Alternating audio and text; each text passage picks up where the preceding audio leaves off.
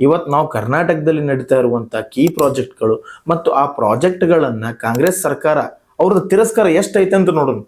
ಕೇಂದ್ರ ಸರ್ಕಾರವು ಕರ್ನಾಟಕದ ಅಭಿವೃದ್ಧಿಗೆ ಸಕ್ರಿಯವಾಗಿ ಕೆಲಸ ಮಾಡ್ತಾನೆ ಇದೆ. ಆದರೆ ಕಾಂಗ್ರೆಸ್ ಸರ್ಕಾರದ ನೇತೃತ್ವದೊಳಗೆ ರಾಜ್ಯ ಸರ್ಕಾರವು ಕೇಂದ್ರದ ಯೋಜನೆಗಳನ್ನು ಅನುಷ್ಠಾನಕ್ಕೆ ಅಡೆತಡೆಗಳನ್ನು ಸೃಷ್ಟಿ ಮಾಡಾಕತ್ತೈತಿ. ಜನರ ಜೀವನವನ್ನು ಸುಗಮಗೊಳಿಸೋದಕ್ಕಂತೇಳಿ ಗುರಿಯನ್ನು ಹೊಂದಿರುವಂಥ ಕೇಂದ್ರ ಸರ್ಕಾರದ ಯೋಜನೆಗಳಿಗೆ ಈ ಕಾಂಗ್ರೆಸ್ ಸರ್ಕಾರ ಸಹಕಾರ ಮಾಡೋದ್ರಾಗ ವಿಫಲ ಆಗ್ಬಿಟ್ಟೈತಿ. Statement 1, Bengaluru suburban railway project corridor 2 ಮತ್ತು ಕಾರಿಡಾರ್ 4 ರಾಜ್ಯ ಸರ್ಕಾರವನ್ನು ಒತ್ತಾಯಿಸಿ ನಂತರ ಪ್ರಗತಿಯಲ್ಲಿದೆ. ಸರ್ಕಾರ ಕೆ-ರೈಡ್ ವ್ಯವಸ್ಥಾಪಕ ನಿರ್ದೇಶಕರಾಗಿ ತಾಂತ್ರಿಕ ವ್ಯಕ್ತಿಯನ್ನು ನೇಮಿಸಬೇಕು. 2022ರಾಗ ಪ್ರಧಾನಿ ಶ್ರೀ ನರೇಂದ್ರ ಮೋದಿಯವರು ಈ ಯೋಜನೆಗೆ ಅಡಿಪಾಯ ಹಾಕಿದ್ರು. ಆದರೆ ರಾಜ್ಯ ಸರ್ಕಾರದಿಂದ ಲ್ಯಾಂಡ್ ಅಕ್ವಿಸಿಷನ್ ವಿಳಂಬವಾಗಿದ್ದು ಒಂದು ದೊಡ್ಡ ಕಾರಣವಾಗ್ಬಿಟ್ಟೈತಿ. ಆಗಸ್ಟ್ 2025ರಲ್ಲಿ L&T ಕಂಪನಿಯ ಕಾರಿಡಾರ್ 2 ಮತ್ತು ಕಾರಿಡಾರ್ 4 ತನ್ನ ಒಪ್ಪಂದವನ್ನು ರದ್ದುಗೊಳಿಸಿಬಿಟ್ಟೈತಿ. ಲ್ಯಾಂಡ್ ಅಕ್ವಿಸಿಷನ್ ವಿಳಂಬ ಆಗಿದ್ದರಿಂದ ಪ್ರಾಜೆಕ್ಟ್ ವೆಚ್ಚವನ್ನು ಹೆಚ್ಚು ಮಾಡಿದ್ರು.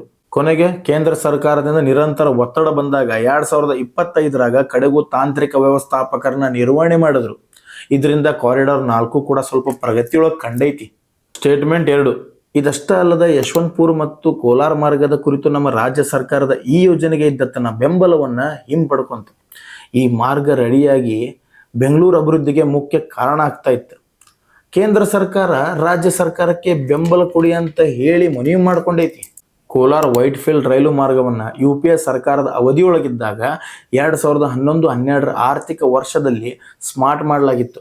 ಆ ಯೋಜನೆಗೆ ಕರ್ನಾಟಕ ಸರ್ಕಾರವು 337 ಹೆಕ್ಟೇರ್ ಭೂಮಿಯನ್ನು ಉಚಿತವಾಗಿ ಒದಗಿಸುವ ಮತ್ತು ನಿರ್ಮಾಣದ ವೆಚ್ಚದ 50% ಕೊಡುವ ಮಾತನ್ನು ನೀಡಿತ್ತು.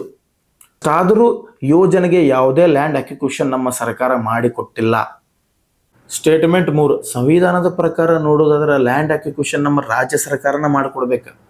ರೈಲ್ವೆ ಸಚಿವಾಲಯದ ಅಂಕಿಅಂಶಗಳ ಪ್ರಕಾರ ಕರ್ನಾಟಕದ ಎಲ್ಲ ಯೋಜನೆಗಳಿಗೂ 9020 ಹೆಕ್ಟೇರ್ಗಳ ಜಾಗ ಅಗತ್ಯವೈತಿ. ಆದರೆ ಇಲ್ಲಿವರೆಗೂ ಕೇವಲ 5679 ಹೆಕ್ಟೇರ್ ಮಾತ್ರ ಸ್ವಾಧೀನಪಡಿಸಿಕೊಳ್ಳಲಾಗೈತಿ. ಇನ್ನು 3341 ಹೆಕ್ಟೇರ್ಗಳಷ್ಟು ಅಂದ್ರೆ 37% ಬಾಕಿ ಐತಿ.